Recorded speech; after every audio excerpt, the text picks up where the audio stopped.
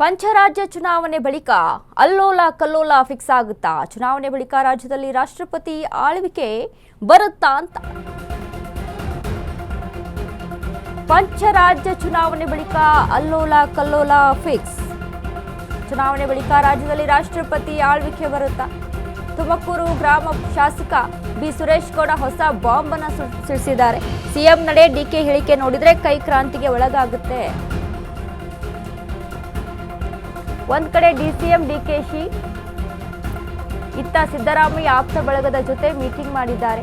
ಕಾಂಗ್ರೆಸ್ನಲ್ಲಿ ಕಚ್ಚಾಟ ಹೆಚ್ಚಾಗಿದೆ. ಬಿ ಸುರೇಶ್ ಗೌಡ ಮಾತನಾಡ್ತಾ ಇರುವಂತದ್ದು. ಸಿಎಂ ರೇಸಲ್ಲಿ ಪರಮೇಶ್ವರ್, ಸತೀಶ್, ಎಂಬಿ ಪಾಟೀಲ್ ಇದ್ದಾರೆ. ಡಿಕೆಶಿ ಈಗಾಗಲೇ ಸಿಎಂ ಆಗೋಗಿದ್ದಾರೆ ಎಂದು ವ್ಯಂಗ್ಯ.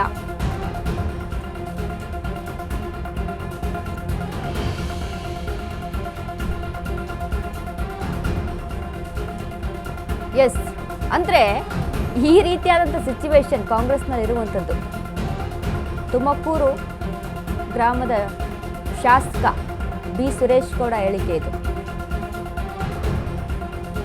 ಒಂದ್ ಕಡೆ ಡಿಸಿಎಂ ಡಿಕೆಶಿ ಒಂದು ಹೇಳಿಕೆ ಕೊಡ್ತಾರೆ, ಇತ್ತ ಸಿದ್ದರಾಮಯ್ಯ ಆಪ್ತ ಬಳಗದ ಜೊತೆ ಮೀಟಿಂಗ್ ಮಾಡ್ತಾರೆ. ಕಾಂಗ್ರೆಸ್ನಲ್ಲಿ ಕಚ್ಚಾಟ ಹೆಚ್ಚಾಗಿದೆ.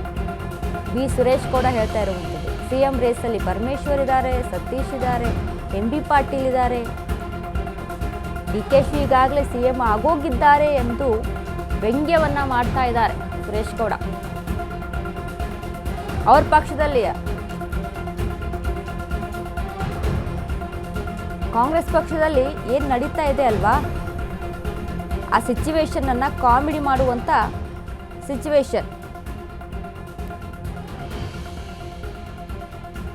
ಹಾಗಾಗಿ ಈಗಾಗಲೇ ನೋಡಿ ಕಾಂಗ್ರೆಸ್ನಲ್ಲಿ ನಡೀತಾ ಇರುವಂಥ ಬೆಳವಣಿಗೆಗಳನ್ನು ಗಮನಿಸ್ತಾ ಹೋದರೆ ಈ ರೀತಿಯಾಗಿ ಟೀಕೆಗಳು ವ್ಯಂಗ್ಯಗಳು ವ್ಯಕ್ತವಾಗ್ತಾ ಇದ್ದಾವೆ. ಆಗ ಏನು ಮಾಡ್ತಾ ಇದೆ ಅಂತ, first of all power sharing ವಿಚಾರ, ಗುದ್ದಾಟ, ಅವರವರ ಜಗಳಾಟಗಳನ್ನು ಬಿಟ್ಟರೆ ಏನು ಮಾಡ್ತಾ ಇದೆ ಪಕ್ಷ? ಒಳ ಮೀಸಲಾತಿ ವಿಚಾರಕ್ಕೆ ಸಂಬಂಧಪಟ್ಟಂತೆ ನಿರ್ಣಯವನ್ನು ತೆಗೆದುಕೊಳ್ಳೋದಕ್ಕೆ ಈಗ 2 ವರ್ಷ ಇದೆ ಇನ್ನು ಆಳ್ವಿಕೆ. ಈಗ ಒಂದು ಡಿಸಿಷನ್ನ ತೆಗೆದುಕೊಂಡಿದ್ದಾರೆ. ಇಷ್ಟು ವರ್ಷ ಬೇಕಾಯಿತು, ಇಷ್ಟು ದಿನಗಳು ಬೇಕಾಯಿತು ಒಳ ಮೀಸಲಾತಿ ವಿಚಾರಕ್ಕೆ ಸಂಬಂಧಪಟ್ಟಂತೆ ಇವ್ರು ನಿರ್ಧಾರವನ್ನು ತೆಗೆದುಕೊಳ್ಳೋದಕ್ಕೆ. ಅದರಿಂದ ಎಷ್ಟೋ ಜನ ಯುವಕರು ಕೆಲಸಕ್ಕೆ ಅಂತ ಕಾಯ್ತಾ ಕೂತಿದ್ರು.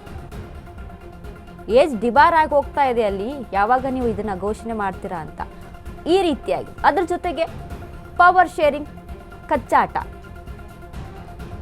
ಸಿಎಂ ಮಾತ್ರವಲ್ಲ, ಸಿಎಂ ಕುರ್ಚಿ ಮಾತ್ರವಲ್ಲ, ಸಚಿವ ಸಂಪುಟ ಪುನರ್ರಚನೆ ವಿಚಾರಕ್ಕೂ ಕೂಡ, ಸಚಿವ ಸ್ಥಾನಗಳಿಗೂ ಕೂಡ ಕಚ್ಚಾಟ ನಡೀತಾ ಇದೆ. ಹಾಗಾಗಿ ಒಂದು ಕಡೆ ಡಿಕೆ ಶಿವಕುಮಾರ್ ಒಂದು ಹೇಳಿಕೆ ಕೊಡ್ತಾರೆ, ಇತ್ತ ಸಿಎಂ ಸಿದ್ದರಾಮಯ್ಯ ಆಪ್ತರ ಜೊತೆ ನಿಂತ್ಕೊಂಡು ಒಗ್ಗಟ್ಟು ಪ್ರದರ್ಶನ ಮಾಡ್ತಾರೆ.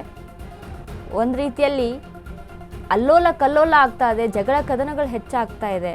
ಹೀಗಾಗಿ ಏನಾಗುತ್ತೋ ಮುಂದಿನ ಬೆಳವಣಿಗೆ ಅನ್ನುವಂಥದ್ದೇ ಗೊತ್ತಾಗ್ತಾ ಇಲ್ಲ ಅಂತ ಸುರೇಶ್ ಗೌಡ ಮಾತನಾಡಿರುವಂಥದ್ದು.